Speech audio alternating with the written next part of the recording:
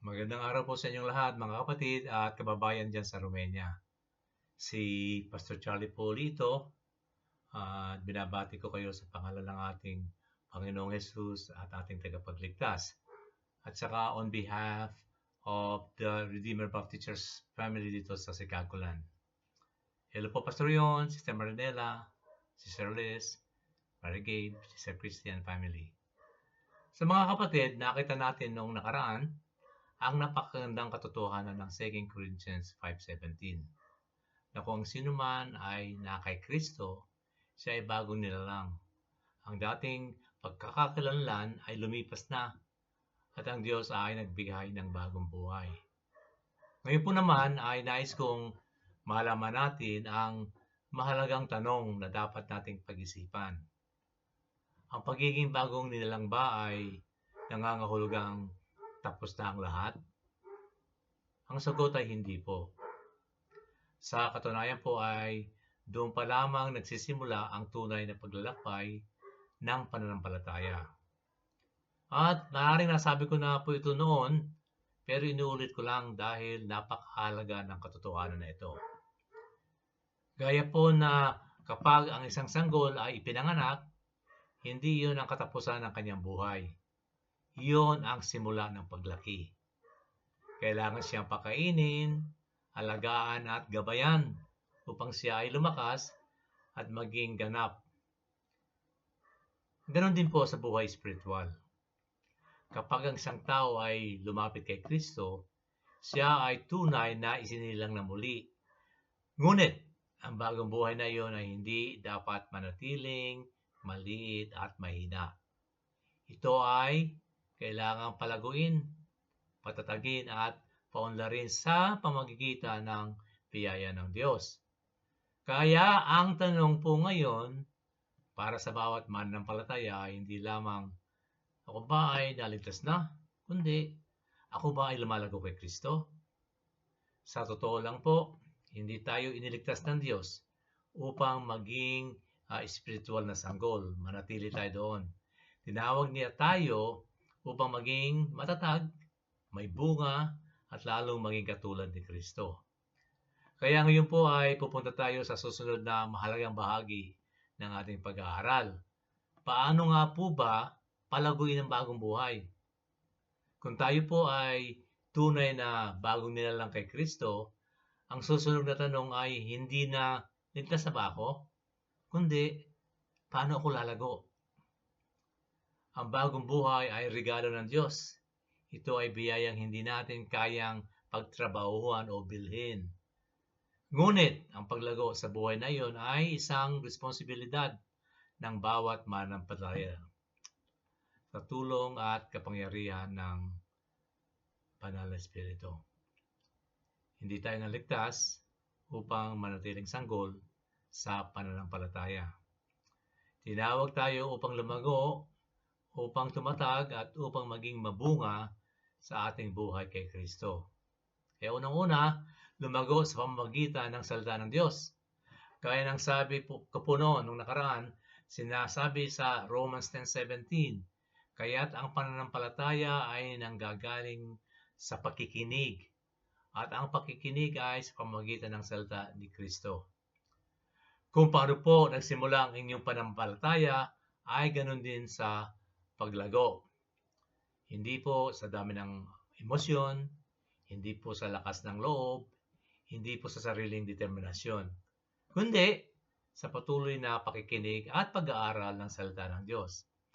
Ang salita po ng Diyos ang nagtatama ng maling kaisipan.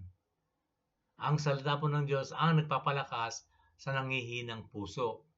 At ang salita po ng Diyos ang nagbibigay direksyon sa nalilitong isip. Kung ang Biblia po ay binubuksan lamang isang beses sa isang linggo, mahirap ang paglago.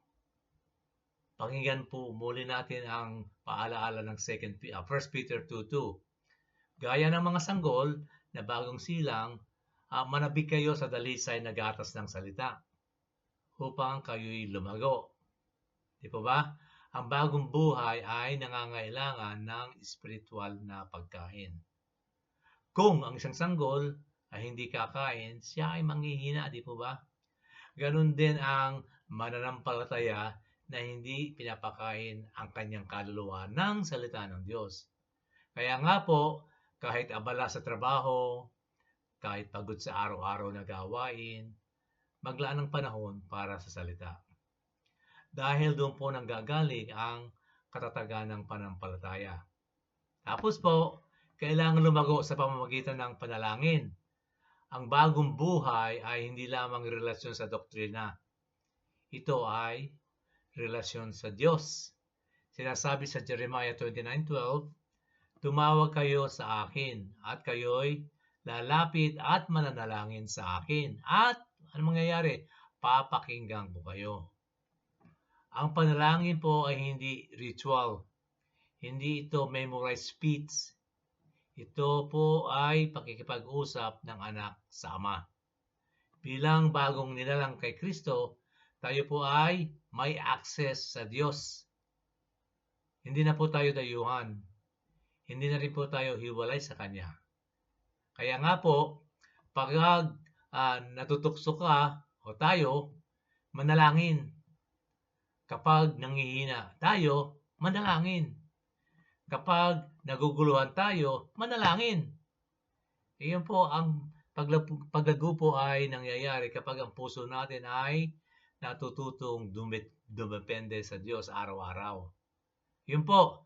Tapos po, kailangan lumago sa pamamagitan ng pagkikipagtipon. Marami po na bagong manampalataya ang nagkakamali dito. Dahil po iniisip nila, okay na ako. May Bible naman ako. Kaya kong mag-isa. Ngunit, alaman natin na malinaw po ang utos ng Diyos sa Hebrews 10:25.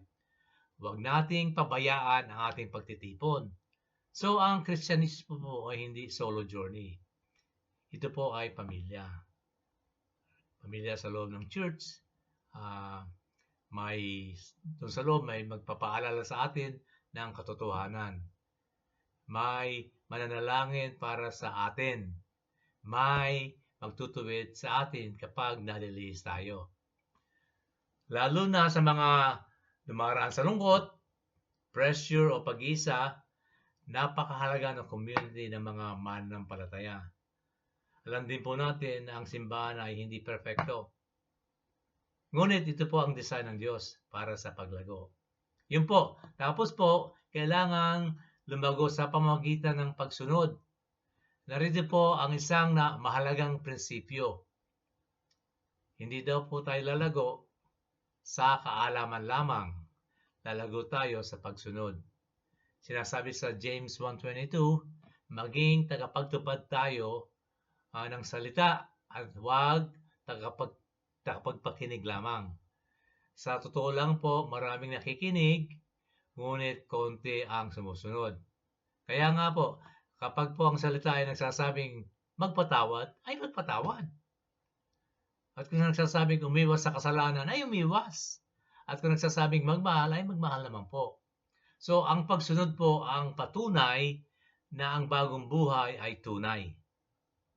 Right? So, tapos po, kailangan lumago sa pamamagitan ng pagsubok. Marahil ito po ang hindi inaasahan ng bagong mananampalataya. Kapag tinanggap mo si Kristo, hindi ibig sabihin na mawawala na lahat ng pagsubok. Sinasabi sa James 1, verse 2 and 3, ibilang ninyo buong kagalakan kapag kayo dumaranas ng iba't ibang pagsubok. Bakit ba? Sapagkat ang pagsubok sa inyong pananampalataya ay nagbubunga ng pagtitiyaga. So, ang pagsubok po ay hindi tanda na iniwan tayo ng Diyos. Ito ay instrumento niya upang palaguin tayo. Ang pressure po ang nagpapalalim ng ugat. Ang hangin po ang nagpapalakas ng puno. Kung wala pong pagsubok, walang katatagan. Amen po ba? So, isa pong mahalagang paalala, tandaan po natin na ang paglago po ay hindi instant. Hindi po ito overnight transformation. May mga araw po na manghihina tayo, may araw po na madadapa tayo, at may mga araw po na magkakamali tayo. Ngunit ito po ang pangako ng Diyos sa Philippians 1:6. Nagsisimula po ng mabuting gawa sa inyo ay siya ring magtatapos nito. Ang katotohanan po, ang Diyos po ang nagsimula ng bagong buhay. At ang Diyos din po ang magpapatuloy sa gawain niya sa atin. Hindi po niya tayo iiwan sa kalagitnaan. Yun po. At sa aking pangwakas ng panghihikayat, mga kapatid, kung tayo ay bagong nilalang kay Kristo, huwag po tayong manatiling sanggol. Lumago po sa salita, lumago po sa panalangin, lumago po sa pakipagtipon, lumago po sa pagsunod, lumago din po sa gitna ng pagsubok. Kasi ang bagong simula po ay napakaganda. Ngunit, mas maganda po ang isang buhay na patuloy na inuubog, pinapalalim at pinagbubunga ng Diyos. Dahil ang bagong simula po kay Kristo ay hindi lamang simula ng kaligtasan. Ito po ang simula ng isang buhay na patuloy na naglalakbay kasama siya.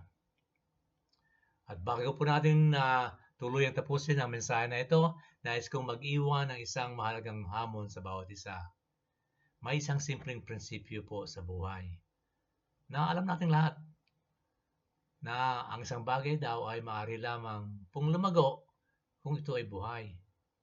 Ang halaman ay lumalago dahil ito ay buhay. Ang isang bata ay lumalago dahil siya ay buhay.